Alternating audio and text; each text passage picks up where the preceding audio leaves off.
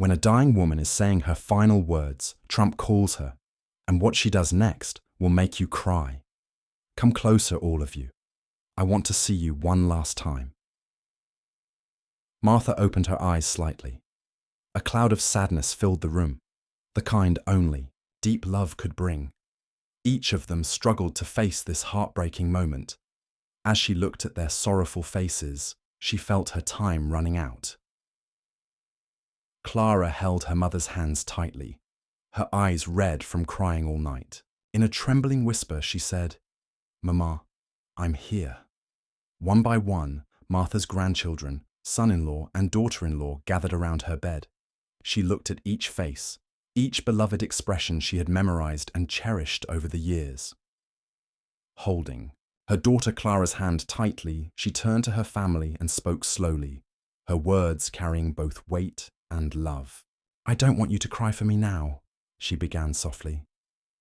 "Each and every one of you has given me more joy than any mother or grandmother could ever wish for. I'm grateful, but I want you to smile when you think of me, okay?" The black woman's grandchildren huddled together, trying to grasp the gravity of the situation. 7-year-old Amelia clutched a worn-out teddy bear to her chest, its fur ragged from years of love. "Mom, is Grandma going to die?" she asked. All eyes turned to her. "No, baby, don't say that. Grandma will be okay very soon," Clara reassured her daughter. She looked up at her mother, the harsh reality of loss clashing with the desperate hope that her mother would be well.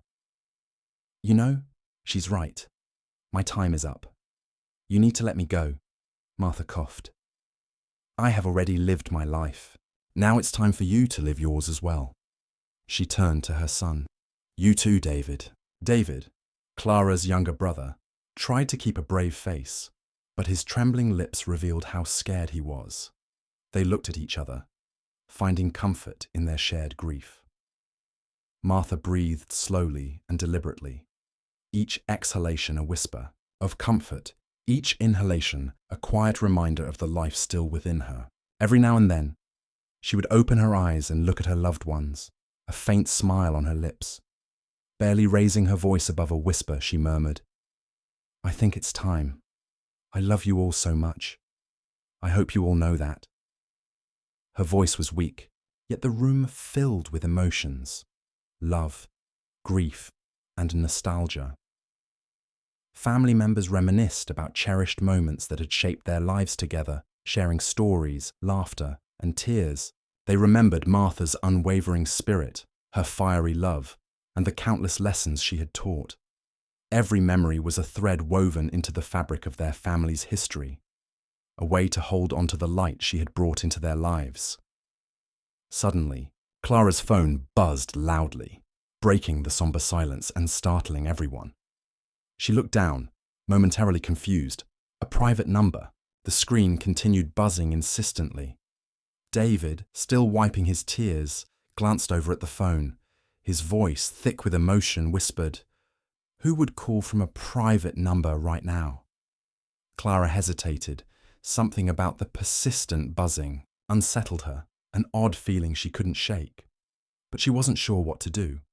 The phone kept ringing, adding a strange tension to the room. "I don't know," she murmured, glancing at her family before looking back at her mother. Although Martha's eyes were half closed, her chest rising and falling with effort, she had always been perceptive, almost like she had a sixth sense. Perhaps she would know. The phone buzzed again. The unexpected sound seemed to stir something in Martha. Her eyes flickered open, and she slowly turned her head toward Clara. After a long, heavy silence, Martha struggled to say 3 words. "Pick it up." Uncertain if she had heard correctly, Clara hesitated, but seeing how insistent her mother was, she reached for the phone. Her throat felt heavy. She took a deep breath, stealing a glance at her family, who were all staring at her with puzzled expressions. She brought the phone to her ear and almost hesitantly tapped the screen. "Hello?" she said, her voice barely above a whisper.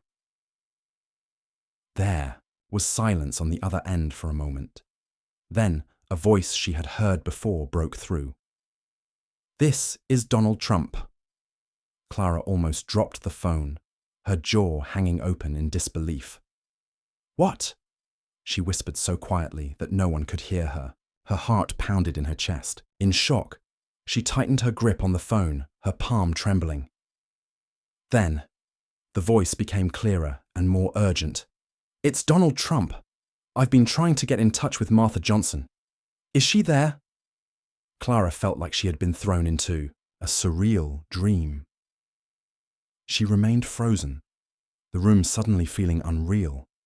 She sensed all eyes on her, waiting for her to explain the look of disbelief on her face. Her breath quickened, but no words came out. Clara, what is it? David, sensing something, had changed, asked in a worried tone, lowering the phone slightly. Clara's hand trembled as she tried to process what she had just heard. The moment weighed heavily on her. Her chest rose and fell as she looked at her family.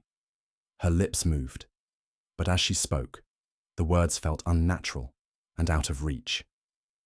I think it's Donald Trump, she said in a raspy, almost whispery voice. Everyone stared at Clara as if she had spoken in a foreign language.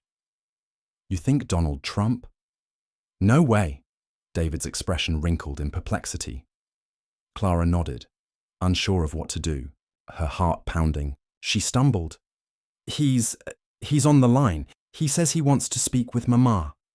David shook his head, curiosity mixed with confusion, wondering why Trump would call his mother out of all the people in the world. He paced back and forth, clenching his hands and muttering to himself. Why would he call at this time? Martha's response was obvious, though her lips barely moved, a deliberate, gradual nod. Clara knew what she had to do, and her heart sank. After wiping a tear from her face, she looked at the other members of the family. Mum wants to answer the phone. Before David could protest, Martha's raspy voice broke the silence. Put him on, she muttered, her tone filled with determination. Everyone fell silent. Her hand shaking, Clara put the phone on speaker and placed it on the table next to her mother's bed. With everyone's attention on Martha, the room fell silent, in anticipation of what would come next. This is Donald Trump, Mrs. Johnson. I wanted to get in touch with you. Martha's eyes opened slightly in shock when she heard his voice. There was a fire in her eyes, a determination that had not diminished with age or illness. Even though she was too frail to speak with the same vigor or to sit up, the room held its breath, waiting for the next move. With the astonishment still hanging in the air like a fog, the family leaned in closer. However, what she did next made everyone cry. Before illness took over, Martha had lived a life full of love, purpose, and unwavering dedication. She had taught at the neighborhood elementary school for more than 40 years, and her classroom was a haven of warmth and wonder.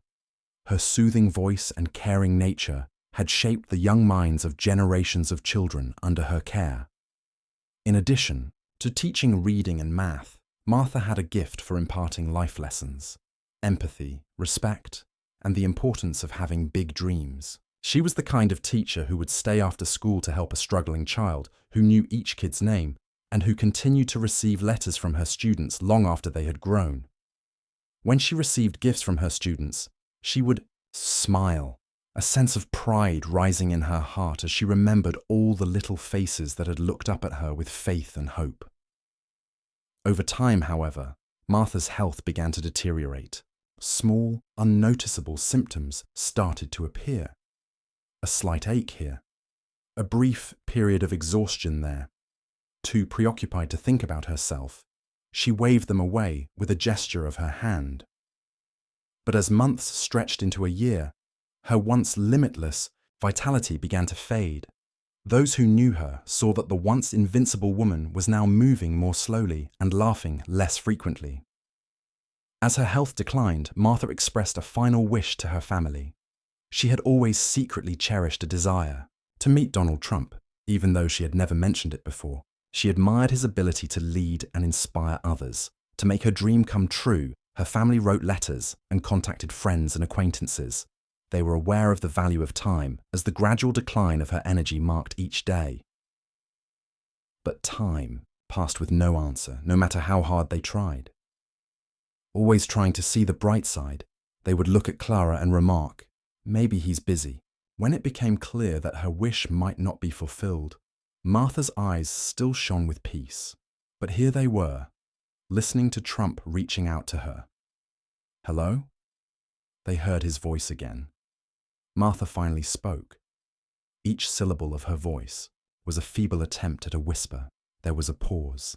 And then, with a surprise and delight that no one had seen in months, Martha's eyes opened wide as she listened. The room seemed to hold its breath, and the sickly, fragile black woman who lay in that bed was temporarily transformed. Everyone's attention was captured by the glimmer of life in her eyes. It was obvious she was talking to him, the former president. Even the faint sound of her laughter helped diffuse the tension in the room. Seeing his mother's face light up with happiness made David's eyes sting. As Martha spoke, her voice grew stronger, and her words took on a warmth that had been missing for some time. Her eyes sparkled with emotion as she answered. What an honor! As she listened to Trump speak, a tear trickled down her cheek, and she fell silent.